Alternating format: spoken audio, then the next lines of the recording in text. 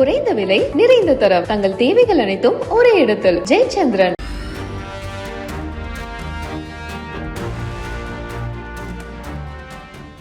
Israel Iran போரின் போது Iran வீசிய ஏவுகணைகளால் இஸ்ரேலில் பாதிக்கப்பட்ட அறிவியல் ஆய்வகம் குறித்த ஒரு தொகுப்பை பார்க்க இருக்கிறோம். இதன் அருகே சென்ற ஒரே தமிழ் ஊடகம் தந்தி டிவி தான் என்பதையும் இங்கு நான் குறிப்பிட வேண்டியது அவசியமாகிறது. ஈரானின் தாக்குதலில் சேதமடைந்த இஸ்ரேலின் அறிவியல் நிறுவனத்தில் இருந்து பாதிப்பு குறித்த விவரங்களை வழங்க இணைகிறார் இஸ்ரேல் சென்றுள்ள எமது சிறப்பு செய்தியாளர் Salim. Over to you Salim. 3 மாதங்களுக்கு முன்னாடி ஈரானுக்கும் இஸ்ரேலுக்கும் பரபரப்பான போர் நடைபெற்றது. 12 நாட்கள் அந்த போர் நீடித்தது. அமெரிக்காவும் களத்தில் குதிச்சாங்க.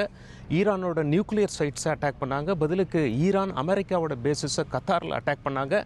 பிறகு அமெரிக்கா அமைதி பேச்சுவார்த்தை நடத்தி போரை முடிச்சுக்கலாம், இதோட ஈரானுக்கும் இஸ்ரேலுக்கும் 12 நாள் போர் முடிந்தது அப்படின்னு சொல்லி அமெரிக்கா கிட்டேருந்து திரு ட்ரம்ப் அவர்கள் கிட்டேருந்து ஒரு அறிவிப்பு வந்தது.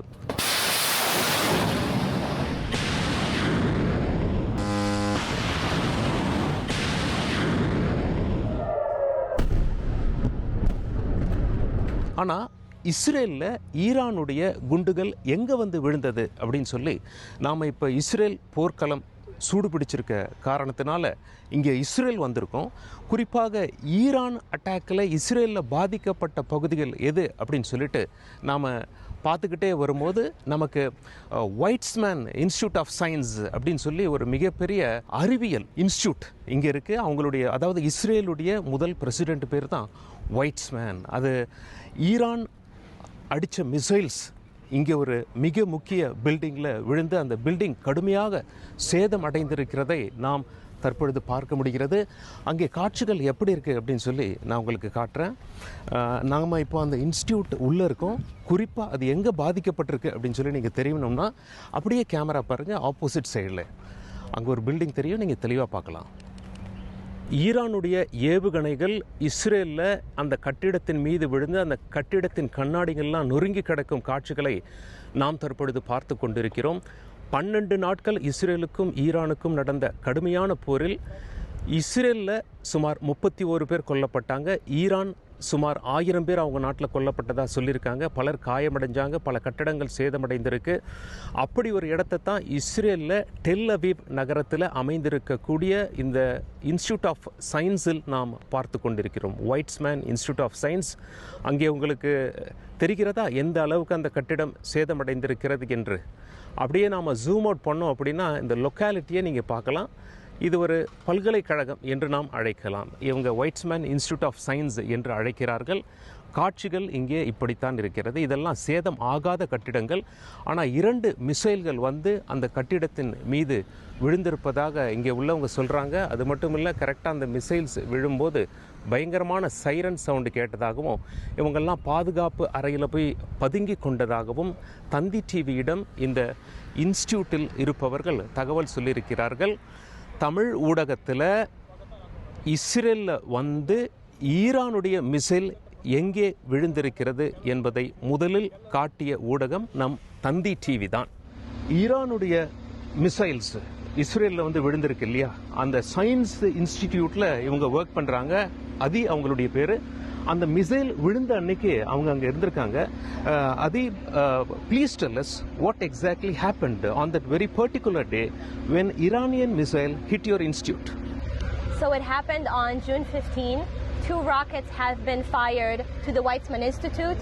We have 2 direct hits from Iran. Okay. One chemistry building and the other one for cancer research. Okay. So what happened? The sirens started... The siren started, no one was here. It was in the middle of the night. There were a few scientists who worked on their research. Okay. When the siren went off, they went to their lab. Okay. And they went to the state shelter. Okay. And then afterwards, they got rescued from the shelter. Okay. Anybody got injured or everybody was safe? Everyone was saved. Whoever was here, he went to the shelter. No one was hit, not a person, not a mice, no one. Were you scared on that very particular day when the Iranian missiles came down to your institute? Yes, of course. We were very worried that something may happen, and we were worried about the labs, the equipment. We were worried for the people. Yes, of course. It's an alarming situation. Thank you so much for talking to Thanthi TV miss அதி. அவங்க என்ன சொல்றாங்க அப்படின்னா, 2 Iranian missiles வந்திருக்கு, 2 இன்ஸ்டியூட்டுக்குள்ள இருக்க 2 building மேல விழுந்திருக்கு. எல்லாரும் சைரன் வந்தவொடனே அந்த ரூம்குள்ள எல்லாரும் போயிட்டாங்க. பிறகு அங்கிருந்து எல்லாரையும் ரெஸ்கியூ பண்ணி கூட்டிட்டு வந்தாங்க. இவங்க என்ன சொல்றாங்க, ஆமா அந்த நேரத்துல கொஞ்சம் அச்சமா தான் இருந்தது, ஏன்னா மிசைல்ஸ் வந்து விழுந்திருக்கு இல்லையா, எங்களோட இன்ஸ்ட்ருமெண்ட்ஸ் இருக்கு, எங்களுடைய மனிதர்கள் இருக்காங்க, ஆட்கள் இருக்காங்க, அவங்களுக்கு ஏதாவது சேதம் ஆயிடுமோ நாங்க பயந்தோம். பட் அவங்களுக்கு எந்த சேதமும் இல்லை, கட்டிடம் சேதம் அடைஞ்சிருக்கு அப்படின்னு சொல்றாங்க. இஸ்ரேலுக்கும் ஈரானுக்கும் இடையே நடந்த போர்ல இந்த சேதம் ஏற்பட்டிருக்கிறது. இஸ்ரேலில் இந்த அறிவியல் நிறுவனத்தில் ஆய்வில் ஈடுபட்ட மாணவர்களில் 10% பேர் இந்தியர்கள். போர் காரணமாக அவர்கள் இந்தியாவும் திரும்பிவிட்டனர். தற்பொழுது அது பாதுகாப்பாக இருப்பதாகவும் அவர்கள் மீண்டும் இஸ்ரேல் திரும்ப வேண்டும் என்றும் பல்கலைக்கழக நிர்வாகிகள் வேண்டுகோள் விடுத்துள்ளனர். 10% of the students studying here in this institute are Indians. Right. And after the missile attack, many are scared to return. What is your message to the students from India? Many are afraid that the research can be delayed or damaged.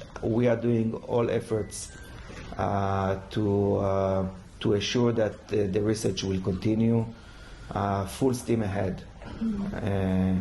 As per the security, also we do have, no one was hurt in the missile attack, and we are doing all the efforts to keep everyone safe. We feel safe.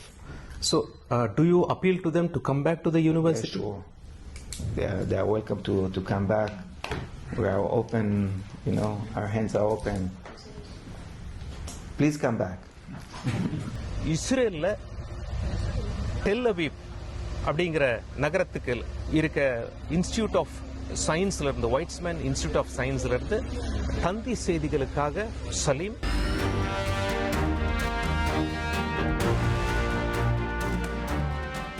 குறைந்த விலை நிறைந்த தரம், தங்கள் தேவைகள் அனைத்தும் ஒரே இடத்தில். ஜெயச்சந்திரன்.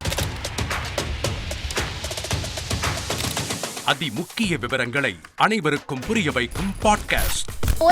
தவிர்க்க முடியாத முதல் மக்கள் வளைகுடா நாடுகள் பிரான்சிஸுக்கு பிரியா சம்பவங்களை தேடி களத்திற்கே உங்களை அழைத்து செல்லும் ஸ்பாட்லைட்.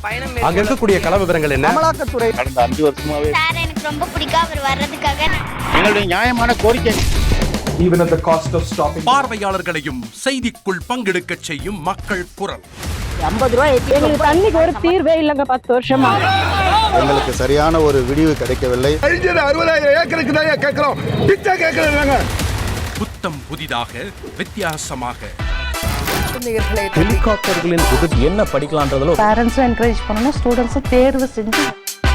எனக்கும் சீமானனுக்கும் பெரிய வித்தியாசம் இல்லைங்க. ஒரு பாயிண்டா சொல்லணும். உங்களுக்கான தலைவர்களை பொழுதுபோக்கு தளத்தில் தேடாதீர்கள், போராட்ட களத்தில் தேடுங்கள். அனைத்தும் உங்களுக்காக. எப்போதும் இணைந்திருங்கள் தந்தி டிவியுடன்.